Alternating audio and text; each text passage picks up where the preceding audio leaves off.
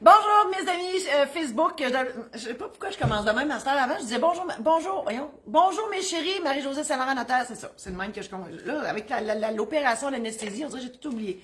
Alors, bonjour mes chéris, Marie-Josée Saint-Laurent Notaire, pas ordinaire, notaire qui a pris sa retraite de notariat traditionnel, mais qui est quand même là pour vous faire des chroniques notariales. Nous sommes rendus à la 35e ce matin. Bienvenue à tous et à toutes. C'est toujours un plaisir de faire ça avec vous. On commence avec Eulalie de Saint-Télesphore. Moi, ça me fait tellement rire. Saint-Télesphore. J'aimerais ça y voir la tête Saint-Télesphore. C'est plate que dans la Bible, il n'y ait pas de photos, mais je ne suis pas sûre, ça date de la Bible, en tout cas, gars, dans ma tête. Ça vient de Vaudreuil-Soulanges. J'ai jamais été là. Un jour, je vais aller visiter Télesphore. Eulalie. Ma blonde et moi voulons nous marier en parachute. Est-ce qu'on a le droit de faire ça dans les airs? En théorie, oui. OK? Moi, c'est sûr que je pourrais pas le faire parce que j'ai le vertige. Donc, je dis toujours que je peux pas marier les gens dans les airs ni en dessous de l'eau. Donc, montgolfière, oubliez ça avec moi. Je dis en principe, en théorie, parce que pour se marier, il faut bien évidemment avoir un consentement. Donc, il faut entendre le oui, je le veux. Il faut entendre aussi le célébrant. S'il y a un célébrant qui a des nerfs d'acier et qui veut sauter en parachute en même temps que vous pour vous marier, ben je vois pas pourquoi ça se ferait pas, mais il faut vous entendre. Donc, je sais pas si ça existe un système de micro, tu sais, un système de communication pour qu'on entende. Puis je présume, ma petite voix vient de me parler, hein, je suis pas schizophrène, faites-vous-en pas, j'ai une petite voix ici qui s'appelle l'intuition qui me parle constamment. Et des fois je l'écoute pas, je suis dans la merde. Alors, conseil, écoutez toujours votre petite voix. Et ma petite voix vient de me dire parce qu'il y a des mariages dans l'eau qui se sont faits, en tout cas, il y a des parties d'échecs qui se font dans l'eau, c'est sûr que vos échecs, t'es pas toujours obligé de parler, en tout cas. Bref, il y a des scaphandres, j'écoute bien des vues, il y a des scaphandres, ils se parlent, bon, hein? Fait que si ça se fait dans l'eau, ça peut se faire dans les airs. C'est ma prétention. Alors, Eulalie, donc, en résumé, si le célébrant et vous et votre blonde peuvent se parler, se comprendre, je vois pas pourquoi ça ne pourrait pas se faire. Bien évidemment, il faudra signer la déclaration de mariage. Martine vous met tous les trucs qui sont par rapport au mariage en commentaire. Vous allez pouvoir cliquer là-dessus, aller voir ce que je vous offre comme outil. Et donc, il faudra signer la déclaration de mariage rendue à terre, tout simplement. J'ai fait un mariage jadis, naguère, autrefois, en saut de skidoo dans un enclos de chiens de traîneau en mars. Il faisait moins 30, les chiens de traîneau étaient là. Et quand j'ai dit vous pouvez vous embrasser ou quelque chose de même, ben, les chiens se sont tous mis à hurler. C'était de toute beauté. Bien évidemment, il a fallu rentrer dans la maison, enlever notre saut de skidoo jusqu'à la taille, avec les bottes encore, la tuque sur le travers du camp, et on signait la déclaration de mariage sur le coin de la table de cuisine. Comme quoi ça peut être assez rudimentaire, une célébration de mariage. Alors voilà pour Eulalie. Félicia, de Bonaventure. Bonaventure, c'est en Gaspésie. Peut-on faire interner quelqu'un? Hey, juste cette question-là est quasiment épeurante. Mon Dieu, qu'est-ce qu'elle a fait pour se faire interner? Mon père fut diagnostiqué avec la maladie bipolaire de type 1. En parenthèse, elle me dit, celle où il passe cycliquement par une phase psychotique où il devient un danger pour lui-même, ses proches et le public. Fermez la parenthèse, donc on comprend que c'est pas drôle. Et ça depuis au moins 20 ans. Je me demande si pour sa protection et celle des autres, il pourrait signer devant notaire une procuration permettant au mandataire, en l'occurrence son fils, de pouvoir le faire interner pour soins psychiatriques lorsqu'il a une rechute psychotique. Donc, c'est drôle parce que dans mon premier tome, les mémoires de la maîtresse, anecdotes notariales qui se sont réellement passées dans mon bureau. Bonjour Simon Grève, livreur à Rivière-Rouge. Je te salue. La semaine passée, j'ai pas pu le faire. Je t'ai vu après. Là, je viens de te voir. Bonjour Simon. Donc oui, dans les mémoires de la maîtresse, mon premier tome de récits anecdotiques, j'ai une histoire qui s'est réellement passée dans mon bureau où un homme m'a menacé de mort. Ça a été un épisode assez dramatique pour moi. Visiblement, il ne m'est rien arrivé. Mais j'ai quand même eu peur pendant quelques semaines, voire quelques mois, où il y avait de la surveillance policière autour de moi, autour de mon bureau, autour de ma maison. Parce que, justement, il y avait un homme qui était comme ça. Et on l'a fait interner. Oui, ça a pris quatre ambulanciers policiers pour le rentrer à l'hôpital. Parce qu'il y a une procédure dans le Code civil qui permet de faire interner une personne pour 72 heures. Et là, il y a plein de tests, des psychiatres, psychologues, donc tout ce monde-là passe sur cette personne-là pour le calmer, pour lui redonner sa médication. Et souvent, le malheur dans tout ça, c'est que la personne trouve qu'elle est assez bien, donc elle dit « j'ai plus besoin de pilule, je ne les prends plus ». Et c'est là qu'on retombe dans cet état. Et donc, la loi prévoit qu'on peut faire interner ce genre de personne pour 72 heures et le ressortir par la suite. Et moi, dans mon cas, dans mon histoire, il avait eu un diagnostic de, faut pas que je me mêle, de sociopathe et non de psychopathe. Donc, sociopathe. Et donc, ça pouvait se régler par une thérapie. Curieusement, on peut forcer quelqu'un à prendre de la médication, mais on ne peut pas forcer quelqu'un à faire une thérapie. Voilà, c'est notre droit au Québec. J'en profite pour faire plus sur votre histoire, Félicia, et je suis fort désolée de votre situation, j'espère que ça peut vous aider, mais vous pouvez, en fait, tout ce que vous pouvez faire, vous, dans le cas de votre père, c'est d'appeler les secours, d'appeler 911. Ils vont amener votre père en ambulance à l'hôpital pour faire la procédure que je viens d'expliquer. Parallèlement à ça, je veux vous parler de l'inaptitude, hein, parce que dans ce cas-ci, votre père, il n'est pas inapte. Il a une maladie. Mais, et c'est là des fois que c'est comme bien touché. Moi, il y a des gens qui m'ont déjà appelé dans ma pratique pour justement des cas comme ça, dire là, il est parti en peur, c'est une phase maniaque, il va dans les magasins, il achète n'importe quoi. Moi, je suis obligée de passer par en arrière pour aller récupérer, puis aller faire rembourser, puis etc. C'est vraiment pas drôle, ces situations-là. Et il n'y a pas, en fait, la procuration dans ce cas-là peut être nécessaire si on veut aller faire rembourser les trucs parce que il n'est pas inapte, il est malade, mais il n'est pas inapte. C'est sûr quand il est dans sa phase comme ça, c'est pas chic. Je sais pas, là, le médecin pourrait peut-être être. Là, je réfléchis en même temps que je vous parle. Là. Le médecin pourrait dire que oui, quand il est dans cette phase-là, il est inapte, mais jusqu'à quel point, il sait ce qu'il fait. Bref, faut peut-être penser à une procuration pour vous permettre d'agir en son nom pour, je vais dire entre parenthèses ou entre guillemets, gérer les pots cassés. Et un mandat d'inaptitude, c'est sûr que c'est pas mauvais non plus si jamais sa phase devient plus sérieuse et là, il se passe quelque chose de où vraiment il n'est plus là du tout. Voilà, alors c'est ma réponse ce matin et je vous dis ça avec toute ma sympathie, Félicia. Gaëlle de Béthanie, c'est en Montérégie, Béthanie. Et là, je viens d'avoir un flash, là. Tante Béthanie dans le Noël, le sapin a des boules. Tante Béthanie, là, c'est quoi qui arrive à elle? Oui, puis pas l'écureuil qui est sur d'en face, là. En tout cas, hein? On n'est pas rendu là, mais dans quelques semaines, on va être rendu à écouter notre sapin a des boules. J'ai hâte, je l'écoute tout le temps. Je l'ai acheté, hein, le DVD, c'est sûr. Mon Dieu, que je suis rendue loin. Gaëlle, j'en reviens, là, je suis là. Gaëlle. Mon ami affirme que le notaire peut jouer un rôle déterminant dans la protection du patrimoine du couple en processus de séparation et par ricochet dans la réussite, entre guillemets, de l'après-rupture. Question simple, si c'est vrai, comment le notaire peut-il y arriver?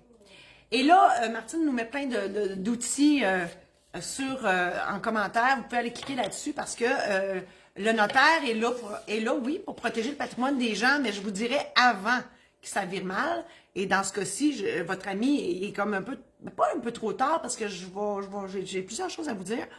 Mais bref, le notaire est là pour protéger le patrimoine des gens. En cas de séparation, en cas de décès, dans la succession, bon, bref, dans toutes les éventualités de la vie qui arrivent. Mais il faut aller voir le notaire avant. Donc, le mariage, entre autres, ça protège le patrimoine en cas de divorce. Une convention d'union de fait pourrait protéger en cas de séparation quand on ne veut pas nécessairement se marier, mais qu'on est en union de fait, on peut faire des ententes pour protéger notre patrimoine en cas de séparation. Pardon. Le testament règle le cas du décès, donc c'est pour protéger ou encore de voir à ce que vos biens aillent aux bonnes personnes. Donc, c'est une forme de protection de votre patrimoine. Donc, ça, il faut y aller avant. OK? Après, le notaire, il n'est pas trop tard, vous pouvez aller le voir.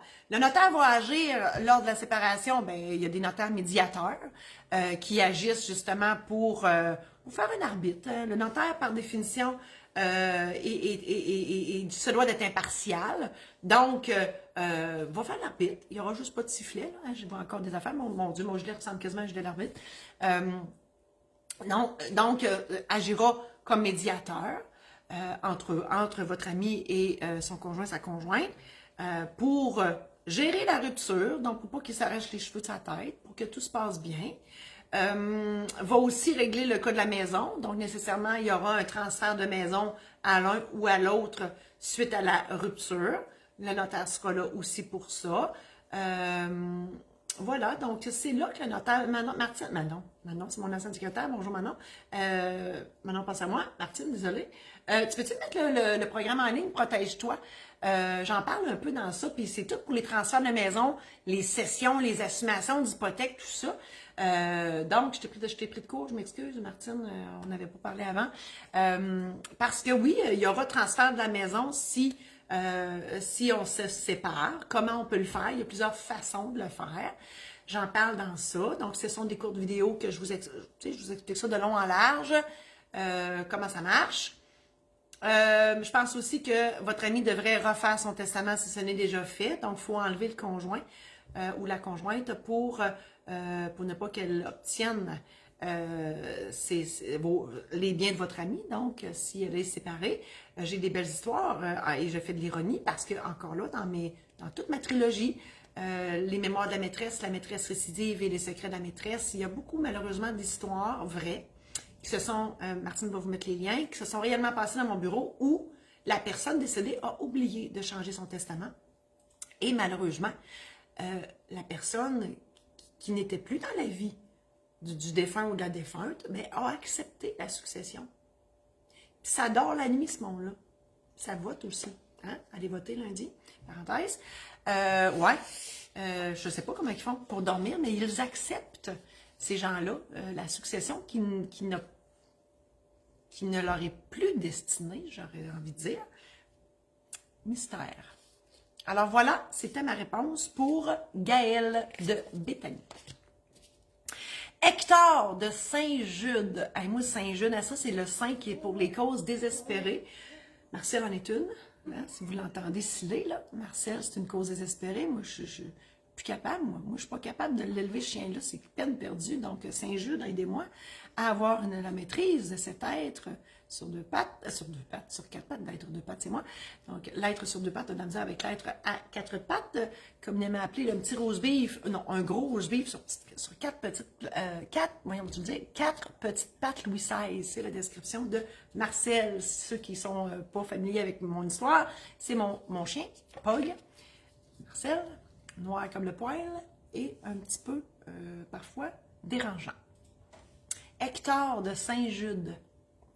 Si mes liquidateurs meurent, qu'arrivera-t-il pour la succession, pour la suite de ma succession? Et là, Martine va vous mettre le lien pour programme en ligne et tous les autres outils par rapport au testament. C'est sûr que moi, et là, je parle au passé, ça me fait tout drôle encore parce que c'est juste depuis le 26 août que je ne pratique plus. Et on peut pas dire jadis naguère autrefois, là, ça fait un mois. Donc, quand je pratiquais, je suggérais souvent aux gens, et dans mes outils aussi, je le suggère, de prendre des gens comme liquidateurs qui sont du même âge que vous. OK? Si vous mettez vos grands-parents liquidateurs, il y a des chances, entre guillemets, il y a un risque qu'ils meurent avant vous. Donc, nécessairement, si on veut justement ne pas se ramasser avec plus de liquidateurs pour gérer votre succession à votre décès, premièrement, mettre du monde qui ont à peu près votre âge. Donc, statistiquement parlant, ils devraient toffer à game. Mettre des gens en qui vous avez confiance. Donc, c'est pas la famille qui est importante dans tout ça. Dans le critère le plus important, les critères les plus importants, c'est quelqu'un en qui vous avez confiance, qui sait compter et qui veut exercer cette charge-là. Donc, pas nécessairement besoin de mettre des gens de votre famille. Et ça peut être des amis, ça peut être plein de monde et nécessairement, il faut leur demander. Parce que si on nomme des gens qui veulent rien savoir de ça, bien, à votre décès, on va se ramasser avec ça. Donc, il n'y aura plus de liquidateur. Qu'est-ce qui arrive? Légalement, les héritiers ou les légataires, quand vous avez un testament, ce sont les légataires, ils sont d'office liquidateurs. Mais s'il y en a 15, bien évidemment, ils devront se nommer quelqu'un. Ça, c'est l'acte par défaut. On fera un acte de, on exclut la personne qui parle, on fera un acte de nomination de liquidateur qui sera... dans lequel les héritiers vont nommer quelqu'un pour agir en leur nom. Alors voilà, Hector de Saint-Jude.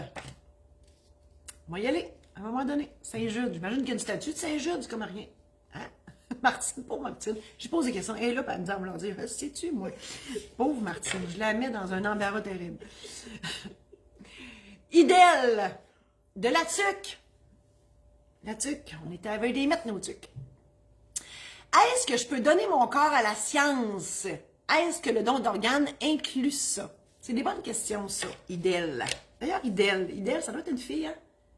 Idèle, un gars, ça a arrêté E accent grave L-E. Je pense. C'est ma prétention. Idèle, j'ai des clients, moi, qui ont essayé. Puis je dis bien, puis essayé très fort. Ils voulaient absolument donner leur corps à la science. Ils n'ont jamais été capables. Pas de leur vivant, on s'entend. Mais ils ont communiqué avec beaucoup d'universités et ils ont dit non. Je pense, en tout cas de mémoire, la réponse c'était ils ont assez des sans-abri. C'est triste. Ils ont assez des sans-abri, puis en tout cas, bref, ils n'en voulaient pas. Puis ils ont fait beaucoup de place, là. Fait que si vous voulez donner votre corps à la science, je vous souhaite bonne chance. Il n'y a rien qui empêche de le mettre dans votre testament.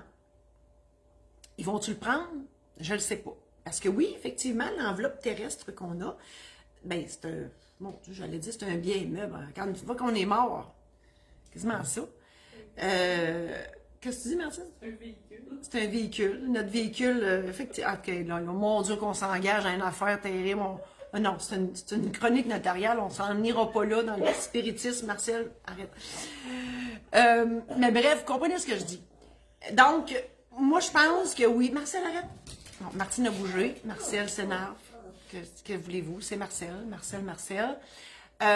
Donc, oui, je pense que vous... Je pense, non, vous pouvez dire que vous léguez. Ça prend un légataire précis, là, on s'entend. Vous ne pouvez pas dire « je donne mon corps à la science ». Il faut dire « je lègue mon corps à X, Y, Z personnes, une université, idéalement, ou hôpital, ou peu importe, pour faire des recherches dessus ».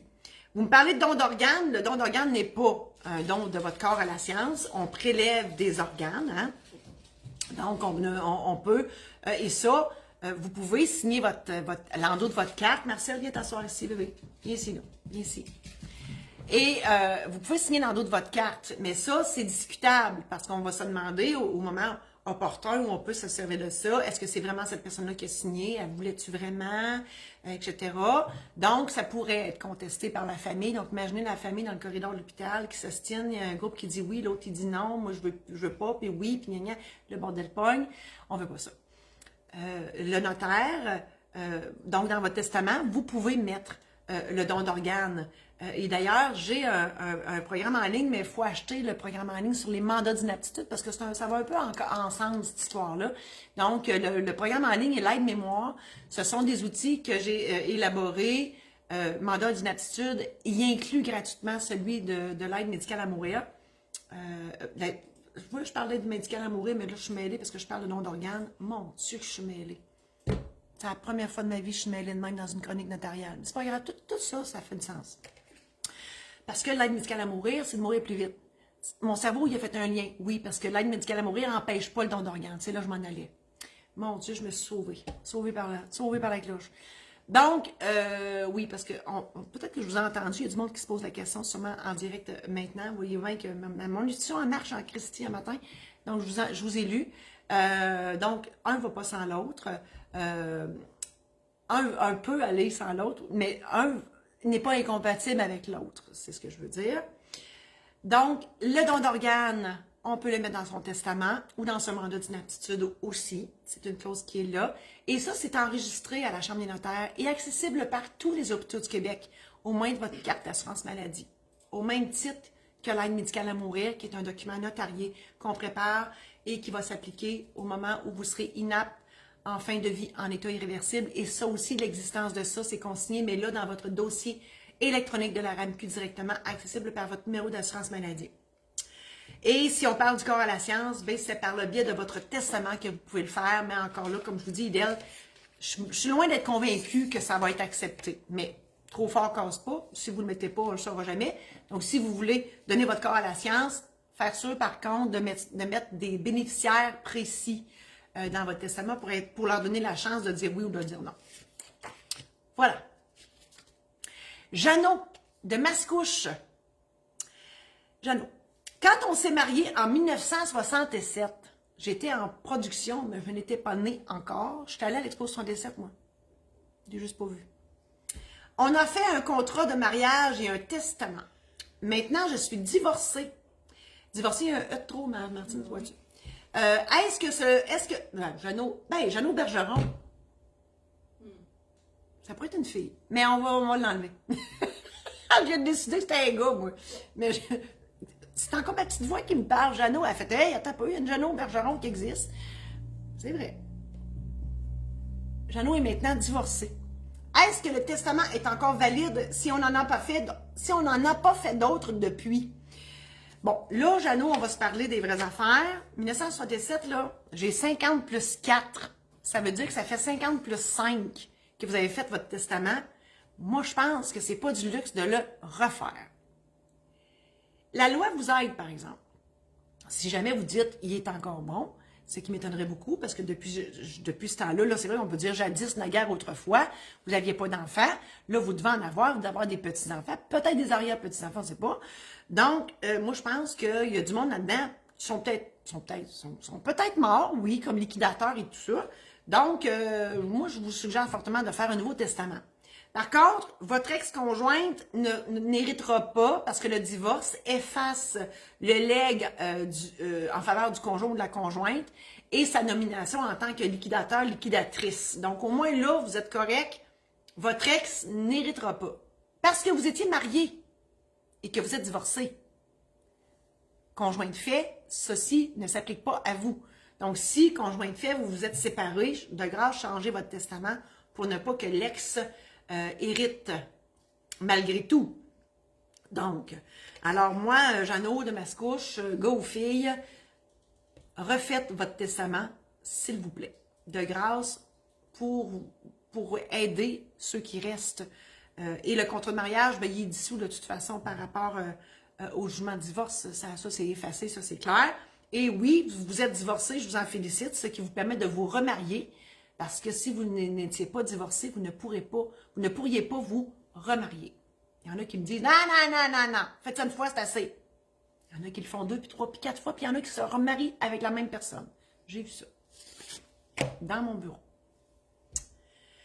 Karim, de Péribonka, au lac Saint-Jean.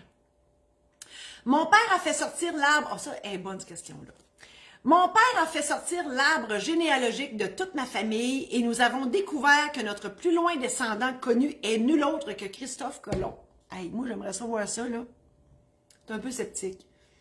Ainsi, j'aimerais savoir si c'est un outil dont on peut se servir pour déterminer nos héritiers. Je l'ai trouvé très bonne, votre question, pour plusieurs raisons. La première, c'est que l'arbre généalogique, ça détermine ceux qui étaient là avant. Puis peut-être un petit peu là, mais pas à l'avenir. Puis on sait bien que votre testament va s'appliquer dans 20 ans d'ici ou 50 ans d'ici. Moi, je veux dans 70 ans d'ici. OK? Moi, je vis jusqu'à 120 ans. C'est mon choix. Je fais pour, je pense. Donc, il me reste 70 ans. Mais, donc, ça veut dire qu'il y a du monde qui vont venir après. Et là, il y a des chances que l'arbre généalogique, pas mal au complet, va être passé, là, va être que bûche de foyer, au moment où vous allez décéder.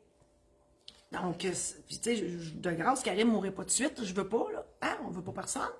Donc, oui, l'arbre généalogique, parce que, puis en plus, parce que, tu sais, si on y va en ligne ascendante, descendante, donc de vous, aller parents, grands-parents, arrière-grands-parents, on comprend-tu que cette lignée-là, ben, il y a des chances, justement, comme je le disais, que ce monde-là soit disparu. L'arbre généalogique va être bon sur les branches, on voit pas mes doigts, les branches collatérales, donc les frères et sœurs, cousins, cousines, eux autres, il y a des chances qu'ils soient encore là parce qu'ils ont à peu près votre âge. Donc pour ça, oui. Donc on n'ira pas sur la longueur de l'arbre, mais sur la largeur de l'arbre pour déterminer vos héritiers. Et tout ça, si vous n'avez pas de testament, bien sûr. Ce que je comprends, c'est que vous n'avez pas de testament. Moi, Karim, je vous dirais, faites-en donc un. Ça réglerait le cas de l'arbre généalogique. Je vais faire du pouce là-dessus pareil. Je dois vous dire que j'offre un nouveau service, parce que je suis auteur aussi, et biographe. J'ai écrit la biographie de mon père, et j'ai beaucoup aimé ça. Ouvrage ardu quand on le fait pour son père. Je dois vous avouer. Mais, puis je faisais ça à temps partiel, maintenant je fais ça pas mal à temps plein. Donc, biographie familiale. Moi, je lance l'idée. Parce que biographie, oui, on peut écrire notre propre biographie. D'ailleurs, entre deux moments de sommeil, j'ai eu aussi l'idée d'écrire la mienne. Martine, je te partage ça live un matin. Donc, biographie. Mais on peut écrire la biographie d'une personne, oui. Donc, la vôtre ou quelqu'un de votre entourage qui a une vie trépidante et qui mérite d'être connu de tous. On peut écrire la biographie de la famille. Tu sais, des fois, là, la famille... Voyons, je tourne dans ma tête. Marcel, c'est toi qui me fais tourner. Donc, la biographie familiale, tu sais, vous, vos parents, vos grands-parents. Donc, des fois, il y a de génération en génération, ils se partagent des affaires. Puis c'est intéressant. Ça peut aller jusqu'à l'entreprise ou l'organisme, l'association. Je travaille maintenant sur un ouvrage qui sera bientôt en vente sur un comité, comme je ne dis pas lequel, mais un comité qui travaille sur une cause. Donc, pour faire connaître cette cause, cet organisme, cette famille, cette entreprise, moi, je vous le dis, là, je fais ça. Donc, si Karim ou toute autre personne qui m'écoutait aujourd'hui ou plus tard, ben, info@commercial-marie-josée-saint-laurent.com, ça me ferait plaisir d'écrire ça pour vous. Et je suis notaire, auteur, je suis aussi éditrice. Donc, on peut aussi faire partager ça à plus de monde. Juste, tu sais, il y en a un qui Alexandre, que je salue, lui, il m'a dit, je te reviens avec ça parce que ça m'intéresse grandement. Il dit, mettons qu'on en sort 100. Parce que pour mon père, c'est ce qu'on a fait. On en a sorti 100 exemplaires. Voilà. On vend ça dans la famille. C'est tout. On n'est pas obligé, tu sais, de vendre ça à la librairie à travers le Québec, là. Puis on peut aussi, si ce qui est véhiculé dans ce document-là pourrait aider d'autres gens, pourquoi pas. Donc, je lance l'idée. Alors, Karim, arbre généalogique. Puis oui, il y a Ancestry là, qui passe à la TV, je n'ai pas de commission là-dessus, mais c'est de plus en plus en vogue de faire les arbres généalogiques. Je trouve que c'est pas mauvais, mais de faire un arbre généalogique, c'est une chose, mais écrire sa biographie en est une autre. Puis moi, je pense que les deux peuvent être faites parallèlement. Léon, de Saint-Valère, c'est Arthabasca, la région, ou la ville, ou en tout cas la MRC, ou je ne sais pas trop quoi. Saint-Valère, Léon. Je suis conseiller en sécurité financière et plusieurs de mes collègues et moi, on se demandait si vous seriez disponible pour venir nous donner une formation sur les testaments, mandats d'inaptitude, mariage et succession, car tout ça a un impact sur notre travail. Léon, ça me ferait plaisir d'aller faire une conférence chez vous. Je peux même la faire de façon virtuelle, à distance. Donc, dans ce cas-ci, c'est vraiment une formation. Je fais des conférences aussi. La notaire ordinaire a beaucoup de choses à dire sur son expérience de notaire. Mais ici, c'est vraiment une formation, oui, pour les conseillers en sécurité financière, pour les institutions financières. Bref, tous ceux qui ont à cœur la protection du patrimoine des gens. Ça me fait plaisir de le faire. Donc, Saint-Valère, on va peut-être arriver bientôt. Michel de Masquinongé.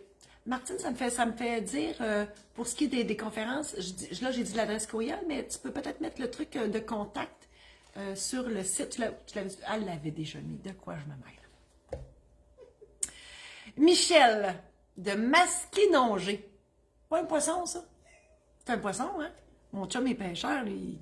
Un masquis qui appelle ça, lui. Il en a pêché un l'autre fois à Québec, dans le fleuve. Un petit. Je pense que ça peut venir gros, hein, ça. Martine, c'est une experte en pêche. Des gros masquinongés. Mais lui, il était tout petit, il l'a remis à l'eau. Michel. J'ai une compagnie dont je ne me sers plus. Celle-ci détient un compte en banque pratiquement vide, un véhicule remisé et un terrain vague. Comment je fais pour me débarrasser de tout ça? Moi, la première question, c'est qu'est-ce qu'elle faisait, cette compagnie-là? Un terrain vague, un véhicule remisé. Pas une imagination. Je trouve pas. C'est pas. Bon. Premièrement, il va falloir vider cette compagnie-là. OK, on comprend que vous voulez la dissoudre. Et ça ne se dissout pas par non-usage, une compagnie. Et surtout, il faut que ça fasse un rapport d'impôt. Ça coûte cher de comptable pour rien si vous ne faites plus rien avec.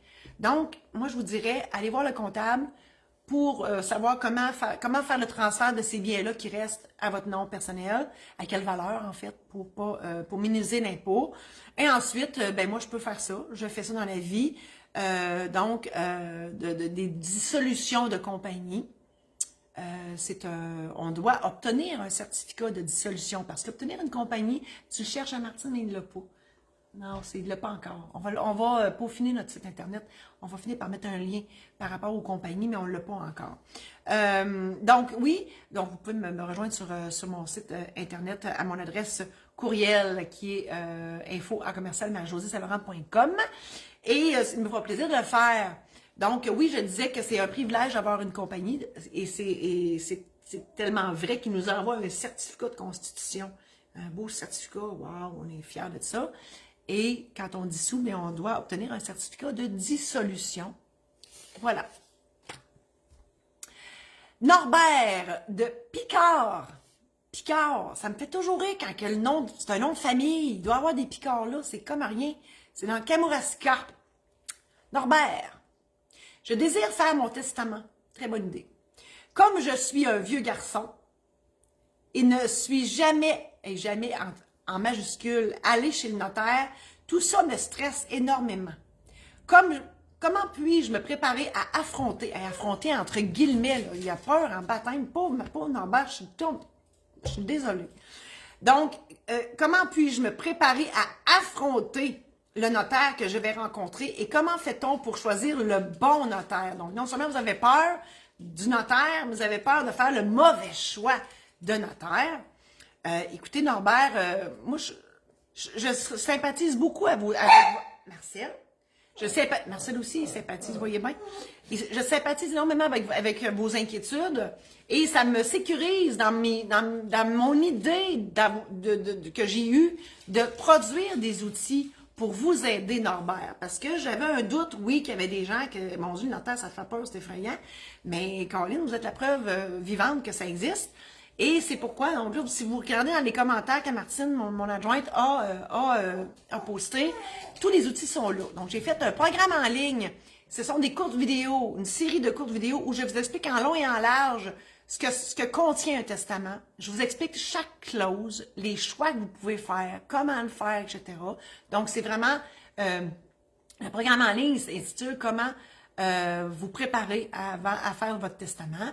Il y a l'aide-mémoire aussi. L'aide-mémoire est inclus quand vous achetez le programme en ligne, mais si vous voulez juste l'aide-mémoire, mais c'est un aide-mémoire qui est là, qui vous expose vos choix à faire, juste les choix funéraires. Si c'est un buffet chinois, enterré, pas enterré, exposé, pas exposé, on fait dessus un service, pas de service, cérémonie au salon, cérémonie ailleurs. Moi, je fais ça, des funérailles. Et là, tu as des sortes, tu as des funérailles humanistes, des funérailles spirituelles, des funérailles religieuses. Bref, il y en a un paquet. Donc, vous voyez bien que juste ça, c'est un cas. Donc, l'aide-mémoire est là pour vous aider à vous faire une tête sur tout ça avant d'aller chez le notaire.